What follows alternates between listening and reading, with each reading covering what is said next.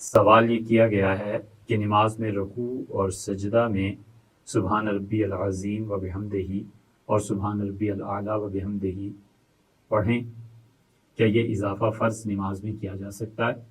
یہ عمل محمد صلی اللہ علیہ وسلم اور اصحاب رضی اللہ عنہ کی سنت سے ہے۔ اس ایک سوال میں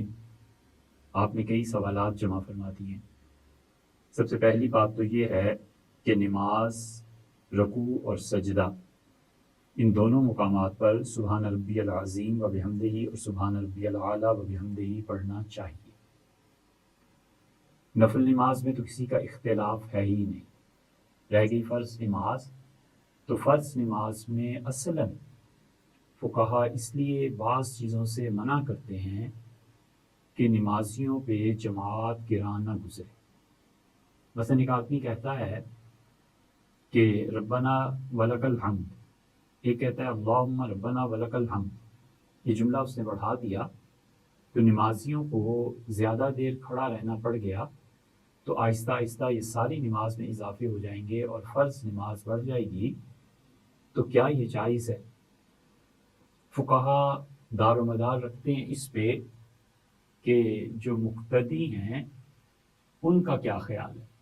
اگر مقتدی یہ سمجھتے ہیں کہ جو دعائیں حضرت رسالت پناہ صلی اللہ علیہ وسلم نے رکوع اور سجدے میں مانگی ہیں، اور اسی طرح دونوں سجدوں کے درمیان اور قوما میں اور بعض اور مقامات پہ بھی، جیسے تشہد کے آخر پہ، تو کیا یہ سارا کچھ پڑھا جائے یا نہیں؟ بس اختلاف کی بنیاد یہ ہے کہ مقتدیوں پر گراں گزرے گا یا نہیں۔ تو نوافل میں تو کسی کا اختلاف نہیں، جماعت رہ جائے اور آدمی اپنی فرض نماز پڑھ رہا ہو، اس اضافے میں بھی کسی کا اختلاف نہیں، سب کہتے ہیں درست ہے۔ تو بات جب مقتدیوں پہ آ گئی، تو جس امام کے مقتدی سنت کے شوقین، اتباع سنت کے شوقین، یا اس نے ان کی تربیت کر دی ہو، تو وہاں پہ فرض نماز میں بھی ان چیزوں میں اضافے میں کوئی حرج نہیں۔ منیت المصلی حنفی فقہ کی بنیادی ان کتابوں میں سے ہے جو نماز سکھاتی، اور اس کی سب سے اچھی شرح کبیری میں یہ جزیہ آیا ہے، اور انہوں نے بہت صراحت سے لکھا ہے کہ ہر وہ نماز جو سنت کے مطابق پڑھی جائے گی وہ طویل نہیں ہے۔ اس لیے کوئی آدمی یہ چاہے کہ فرض نماز معمول میں بالکل مختصر ہو جیسے اس کی خواہش ہے، اور اگرچہ وہ سنت کے خلاف ہو، تو امام کو ان مقتدیوں کی پیروی نہیں کرنی چاہیے۔ سنت کے مطابق نماز پڑھائے، اور جب سنت کے مطابق نماز ہے تو وہ طویل نہیں ہے۔ مثلاً حضرت رسالت مآب صلی اللہ علیہ وسلم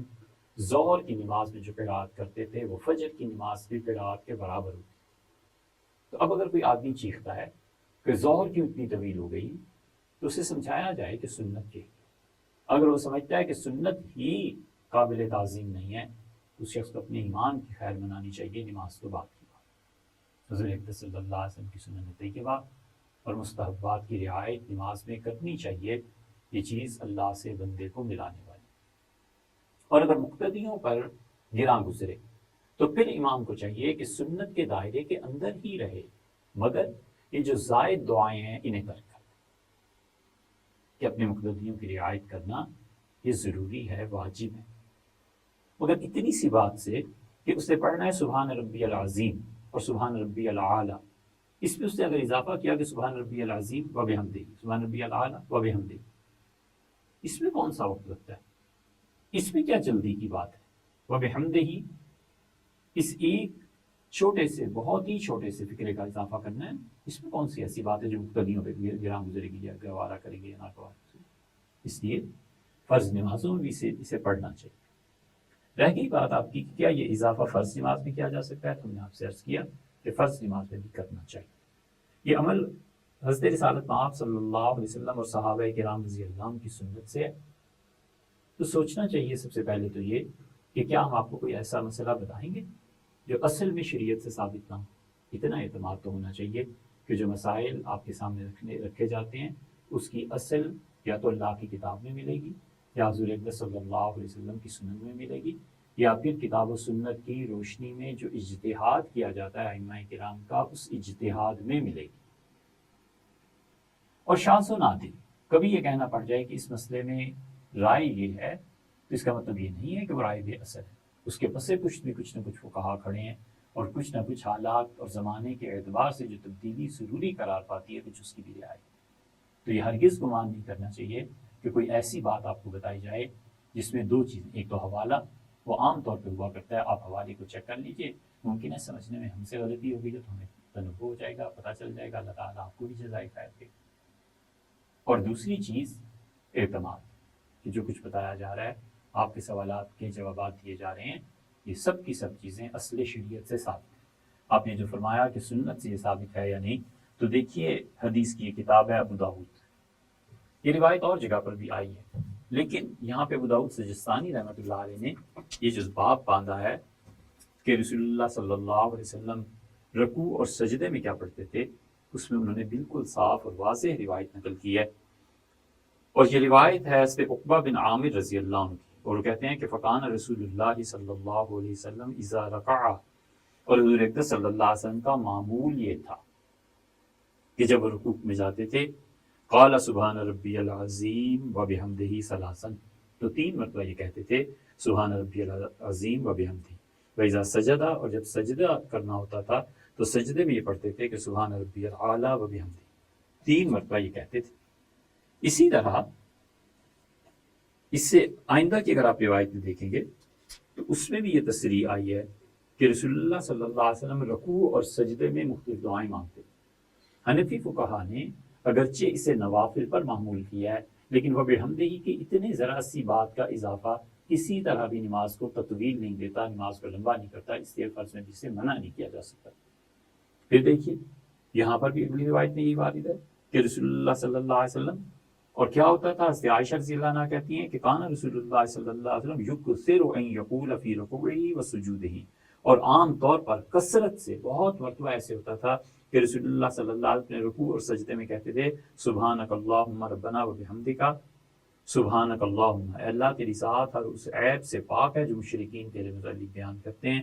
اے پروردگار عالم ربنا، ہمارے پروردگار، و بحمدک، اللہ تمام تعریفیں آپ کے لیے ہیں، اللہم اغفر لی، اے اللہ میری بخشش فرما دے، میرے گناہوں کو معاف کر۔ اس سے کوئی آدمی اپنے فرض نماز جماعت کے بغیر پڑھنے کو کہا گیا یا نوافل، اس میں کوئی حرج نہیں ہے، سبحانک اللہم ربنا و بحمدک اللہم اغفر۔